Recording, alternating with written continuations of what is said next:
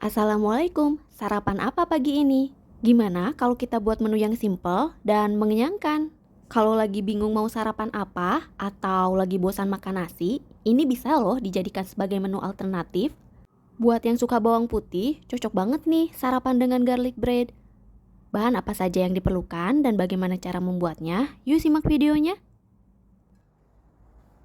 Menu kali ini saya akan menggunakan 2 lembar roti tawar. Rotinya bebas ya, boleh menggunakan roti gandum atau roti putih seperti ini. Saya menggunakan 2 sendok margarin. Kalau nggak ada margarin, butter juga boleh. Nah ini nih yang wajib ada, parsley. Saya menggunakan sekitar 1 sendok teh. Kemudian saya juga akan menggunakan 2 siung bawang putih. Untuk parsley, margarin dan bawang putihnya nanti akan disatukan. Nah bawang putihnya ini akan saya parut terlebih dahulu. Untuk pendampingnya, saya menggunakan 1 buah sosis. Ini opsional aja, kalau nggak suka sosis bisa di skip ya. Agar rasanya lebih segar, saya juga akan menambahkan daun selada. Siapa nih yang nggak suka daun selada? Kalau saya sih suka banget. Apalagi kalau direndam terlebih dahulu dalam air, jadi teksturnya itu lebih crunchy. Kemudian saya juga akan menggunakan tomat cherry. Dan untuk dressingnya, saya menggunakan jenis Thousand Island. Ini salah satu jenis rasa yang saya suka. Kalau teman-teman suka yang rasa apa dressingnya? Selanjutnya, saya akan membuat jus dengan bahan setengah buah pir dan 2 buah tomat. 2 bahan ini nanti akan dicampur dengan air. Nah, berikut rangkuman bahan-bahannya.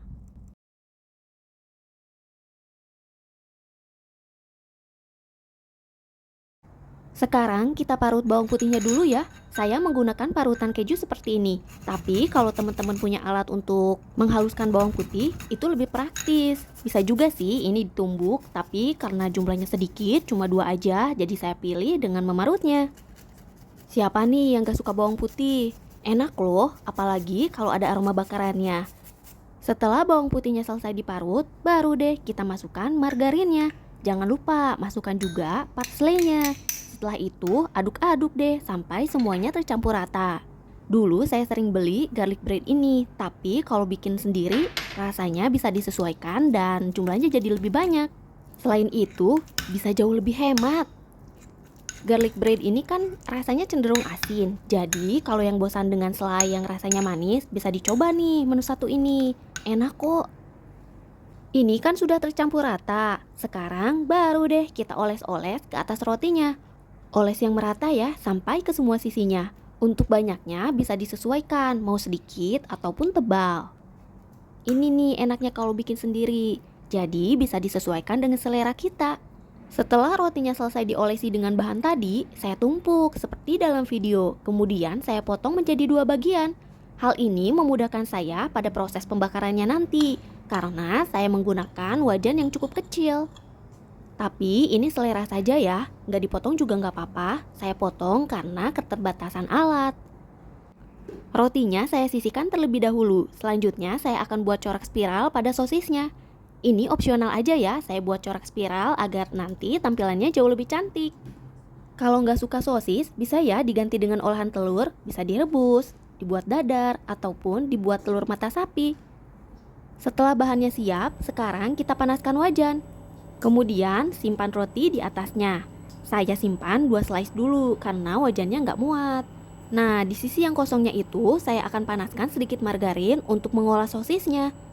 Roti kan cepat matang, jadi saya sengaja memasaknya sebagian dulu agar nanti pada saat sosisnya matang, rotinya juga matang semua. Tuh, seperti ini. Pada saat memasaknya, gunakan api atau suhu yang kecil aja ya, agar nggak cepat gosong. Kalau gosong nanti selain pahit, warnanya jadi tidak menarik deh. Jangan lupa dibolak-balik agar semua sisinya matang merata. Alhamdulillah, 1 bagian sisi rotinya sudah matang, baru deh sekarang kita balik. Tuh, seperti ini. Kebayang gak sih wanginya bawang putih kecampur dengan margarin? Wangi banget. Selain itu, rasanya juga enak, gurih deh. Masak terus sampai kedua sisi rotinya matang. Nah, setelah matang, baru deh diangkat. Pastikan kedua sisi rotinya itu terpanggang sempurna ya, agar nanti pada saat dimakan tercium aroma bakarannya. Saya rasa ini sudah cukup, jadi rotinya akan saya angkat. Nah, sosisnya kan belum dimasak sempurna. Jadi, setelah saya angkat roti yang sudah matang, akan saya masukkan kembali sisa roti yang belum dibakar.